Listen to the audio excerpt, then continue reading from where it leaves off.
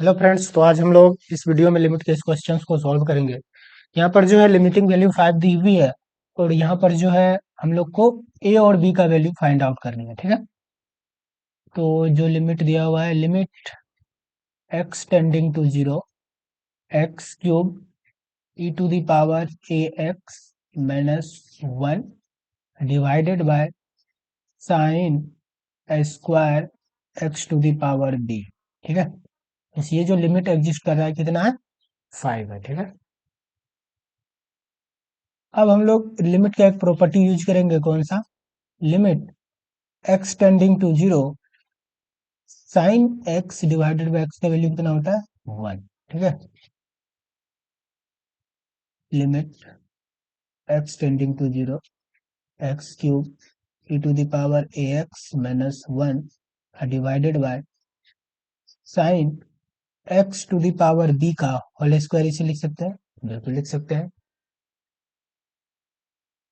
तो अब हम लोग क्या करेंगे, इसका लिमिटिंग वैल्यू 5 दिया हुआ है, limit x tending to zero, x cube e to the power a x minus 1, यहाँ पर ये फॉर्म बनाएंगे। ठीक है, ताकि इसका लिमिटिंग वैल्यू हम लोग 1 लिख सके, sine x to the power b divided by x to the power b into x to the power b, इसका होल स्क्वायर कितना है, क्वेश्चन में होल स्क्वायर दिया हुआ है। ठीक है, हम लोग क्या किए, x to the power b से न्यूमरेटर और डिनोमिनेटर में गुना कर दिए। यहाँ पर जो एक्स की पावर बी था, न्यूमरेटर में भी गुना किया एक्स टू पावर बी से और डिनोमिनेटर में भी। ठीक है, तो अब हम लोग इसको क्या लिख सकते हैं, x to the power 3 e to the power a x minus 1 divided by sine x to the power b divided by x to the power b का whole square into x to the power b का whole square, लिख सकते हैं कि नहीं।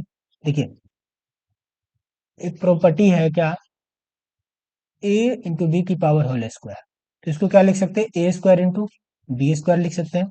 बिल्कुल, यदि ए square into B square लिखा हुआ है तो इसके उल्टा भी लिख सकते हैं, ए इंटू बी का होल स्क्वायर। इसी प्रॉपर्टी का यहाँ पर यूज किया है। ठीक है,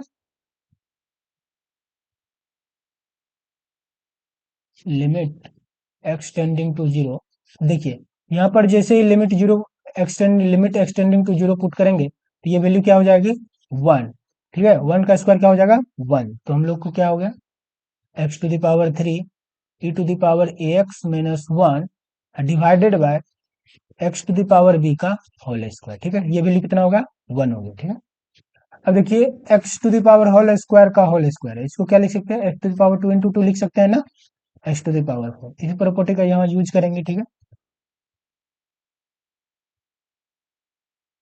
limit x tending to zero, x to the power 3 e to the power a x minus 1 divided by x to the power 2 b. Okay, अब देखिए यहाँ पर x to the power a divided by x to the power b, क्या लिख सकते हैं, x to the power a minus b. जो भी प्रॉपर्टी हम लोग यूज करेंगे यहाँ पर, सबको आप लोग को यहाँ पर बता देंगे, ताकि कोई भी स्टूडेंट को समझने में कोई भी दिक्कत ना हो। ठीक है, limit x tending to zero, यहाँ पर x to the power 3 minus 2 भी लिख सकते हैं, बिल्कुल लिख सकते हैं, e to the power a x minus 1। अब हम लोग जो है एक एक्सपेंशन का यूज करेंगे, e to the power a x, हम लोग जनरल का यूज कर लेते हैं। ठीक है, e to the power x का जो एक्सपेंशन होता है वो क्या होता है, 1 plus x divided by 1 factorial x square divided by 2 factorial plus x cube divided by 3 factorial plus dot dot चलता रहेगा। ठीक है, इस एक्सपेंशन का यूज करेंगे। यहाँ पर क्या है, e to the power a x है। ठीक है, तो हम लोग क्या कर लेते हैं, e to the power x का फॉर्म बना लेते हैं। तो 1 प्लस, बस x की जगह क्या लिखेंगे, ए एक्स लिखेंगे। ठीक है, a x divided by 1 factorial plus a x का whole square divided by 2 factorial plus a x का whole cube divided by 3 factorial. ठीक है, पूरा बेसिक से बता रहे हैं, एक भी स्टेप स्किप नहीं कर रहे हैं। ठीक है ना, तो यहाँ पर ए एक्स माइनस 1 है। ठीक है, e to the power a x, यहाँ पर ये क्या है, राइट साइड में पॉजिटिव है, लेफ्ट साइड में आएगा तो नेगेटिव। ठीक है, इसका एक्सपेंशन क्या लिख सकते हैं हम लोग, a x divided by 1 factorial plus a x का whole square divided by 2 factorial plus a x का whole cube divided by 3 factorial. ठीक है,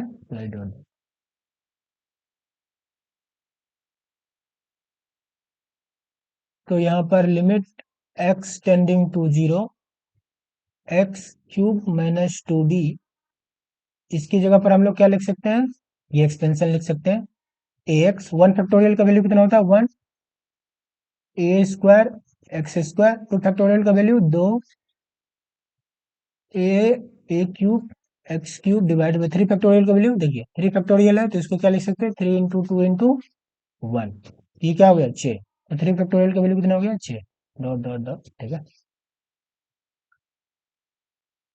अभी हम लोग क्या कर लेते हैं, यहाँ पर इसका लिमिटिंग वैल्यू कितना दिया हुआ है 5 दिया हुआ था क्वेश्चन में, ठीक है। लिमिट एक्स टेंडिंग टू 0, अब देखिए जैसे ही 0 पुट करेंगे, पहले 0 नहीं पुट करते, यहाँ पर एक्स कॉमन ले लेते हैं, ठीक है। इसका लिमिटिंग वैल्यू एडजस्ट कराने के लिए हम लोग क्या कर देते हैं, एक्स कॉमन लेते हैं, ठीक है। 3 माइनस 2b, ये जो इंटरनल टर्म है सभी में एक्स है ना, तो हम लोग एक्स कॉमन ले लेते हैं, एक्स कॉमन लेंगे तो क्या होगा, ये ए बचेगा, ठीक है, ए स्क्वायर, यहाँ पर एक्स बचेगा divided by 2 plus A cube x square बचेगा क्योंकि एक्स कॉमन ले लिया, ठीक है। इसका लिमिटिंग वैल्यू कितना है 5, ठीक है। Limit x tending to 0 x to the power, देखिए x to the power a into x to the power b, यदि बेस सेम है तो पावर क्या होता है जोड़ हो जाता है, पावर का ऐड हो जाता है, ठीक है। तो ए प्लस बी होता है, हम लोग यहाँ पावर को ऐड कर देते, कुछ नहीं तो क्या है 1 है, ठीक है। तो 3 प्लस 1 कितना हो जाएगा 4, तो डायरेक्ट लिख देते हैं 4 minus 2b, A plus A square x divided by 2, A cube x square divided bye 6 plus dot dot dot, okay, बराबर 5। तो देखिए लिमिटिंग वैल्यू एग्जिस्ट कराने के लिए हमको क्या चाहिए, इसको जीरो करना पड़ेगा, ये जो वैल्यू है पावर है जीरो, जैसे ही ये जीरो होगा तो 4 माइनस 2b का वैल्यू क्या हो जाएगा जीरो, तो जैसे ही जीरो हो जाएगा x to the power zero, तो मतलब ये वैल्यू पूरा क्या हो गया 1 हो गया, ठीक है। ये वैल्यू क्या हो गया पूरा 1 हो गया, तो यहाँ से आप लोग को b का वैल्यू आ जाएगा 4 डिवाइडेड बाय 2 मीन्स 2, मतलब b का तो वैल्यू क्या आ गया 2 आ गया, ठीक है। देखिए ये वैल्यू बाहर वाला जो वैल्यू था ये क्या हो गया 1 हो गया। अब देखिए यहाँ पर जो जैसे ही लिमिट एक्सटेंडिंग टू 0 पुट करेंगे तो ये वैल्यू भी क्या हो जाएगा 0, ये भी 0, और इसके बाद वाले जितने भी टर्म है सभी में क्या आएगा x आएगा, तो यहाँ पर जो लिमिटिंग वैल्यू 0 पुट करेंगे तो सभी वैल्यू क्या हो जाएगा 0, तो हम लोग के पास क्या बचा a, ठीक है। तो यहाँ से a का वैल्यू क्या आ जाएगा 5, क्योंकि लिमिटिंग वैल्यू कितना दिया हुआ है 5, ठीक है। तो यहाँ से हम लोग को क्या हो गया फाइनली, a का वैल्यू हो गया 5, b का वैल्यू हो गया 2, ये हो गया इस क्वेश्चन का आंसर। यदि इस तरीके का क्वेश्चन दिया हुआ है तो इस तरह के एक्सपेंशन का यूज करते हुए आप लोग क्या कर सकते हैं, इस क्वेश्चन को सॉल्व कर सकते हैं। होप आप लोग को समझ में आया होगा। Thank you.